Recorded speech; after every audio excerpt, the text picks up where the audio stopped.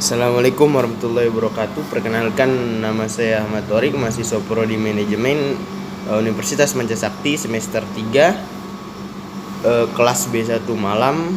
NIM saya 28921502000. Di sini saya akan mempresentasikan mengenai tugas ujian tengah semester manajerial ekonomi yang diampu oleh dosen saya Bapak Imhar SE MM.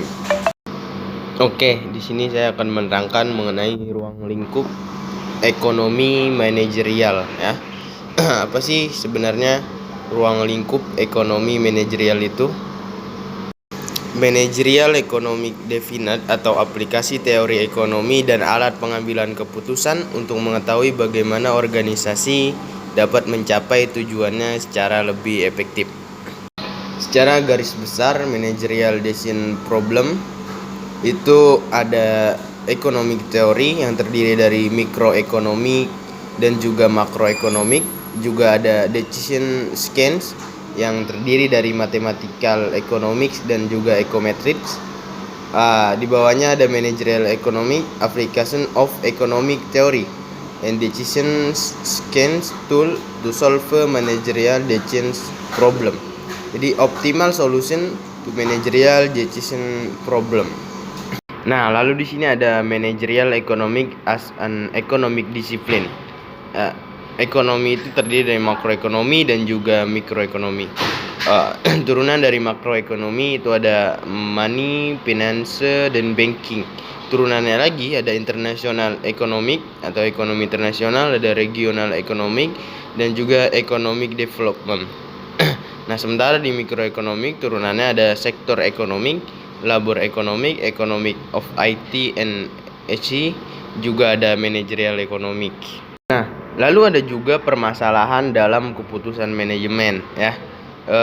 Di antaranya ada product price and output ya. Jadi ada harga dan juga pengeluaran ya atau output. Ada make or buy, ada production technique, juga ada stock level, advertising media and intensity, ada labor hiring and training, juga ada investment dan financing. Itu adalah jenis-jenis permasalahan dalam keputusan manajemen. Nah, sementara di sini ada jenis masalah keputusan manajerial, misalkan produk price and output, make or buy, produk teknik, internet strategi, advertising media and intensity, investment and financing ya. Terus untuk alat pengambilan keputusannya itu dia menggunakan numerical analysis, bisa juga statistical analysis, forecasting, game theory, dan optimization. Nah, lalu kalau konsep ekonomi di sini ada theory of consumer behavior, ada theory of farm, theory of market structures and pricing, ada ekonomi manajerial. Jadi use of economic concept and decision making tool to solve a managerial decision problem. Ini adalah optimal solution. Nah, sementara di the process of decision making, dia itu mengidentifikasi tujuan yang pertama, lalu mendefinisikan masalah, mengidentifikasi kemungkinan solusi, terus memilih kemungkinan solusi terbaik, dan juga mengimplementasikan keputusan. Nah, lalu ada di sini theory of the frame, teori yang mengindikasikan bagaimana perusahaan itu berperilaku dan apa tujuan mereka, mengkombinasikan dan menorganisasikan sumber daya untuk tujuan produksi barang dan jasa, untuk perdagangan, menginternalisasi transaksi dan mengurangi biaya transaksi. Terus tujuan utamanya adalah memaksimisasi kesejahteraan atau nilai perusahaan. Nah, lalu ada theory of the firm ya, expected value maximization. Jadi pemilik manajer memaksimisasi profit jangka pendek. Lalu tujuan utama jangka panjang adalah maksimisasi dari expected value dan juga constraint and the theory of the frame. Itu ada kendala sumber daya dan juga kendala sosial. Limitation of the theory of the fame, itu ada teori alternatif, dia menambah persepsi, juga kompetisi mendorong efisiensi, pengambil alihan membuat manajer tidak efisien.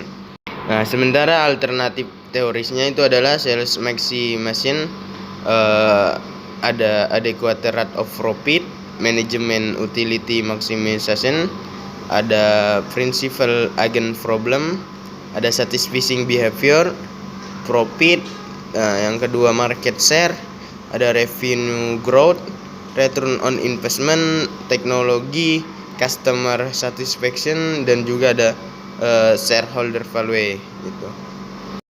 Alternatif lain ada, yaitu non-economic objective ya. Yang satu, a good place for our employees to work.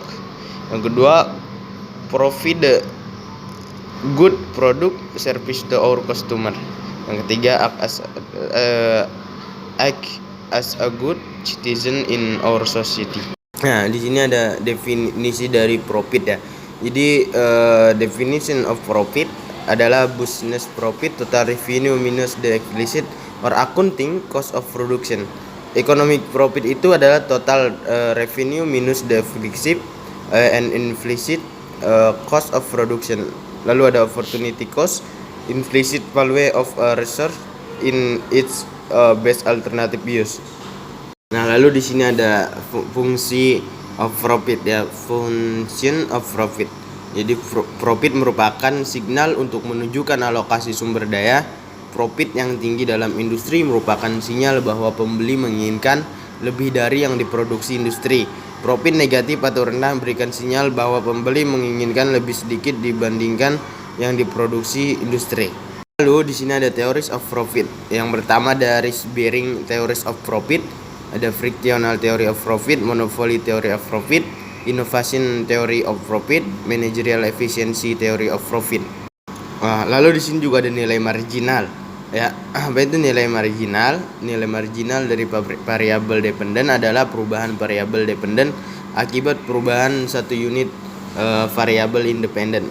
Jadi maksimisasi muncul jika marginal berubah dari positif menjadi negatif. Jika marginal di atas rata-rata, maka rata-rata akan menaik dan sebaliknya. Marginal merupakan derivasi dari nilai total. Ya, mungkin itu saja yang dapat saya sampaikan. Mohon maaf bila banyak kekurangan. Saya akhiri. Wassalamualaikum warahmatullahi wabarakatuh. Terima kasih.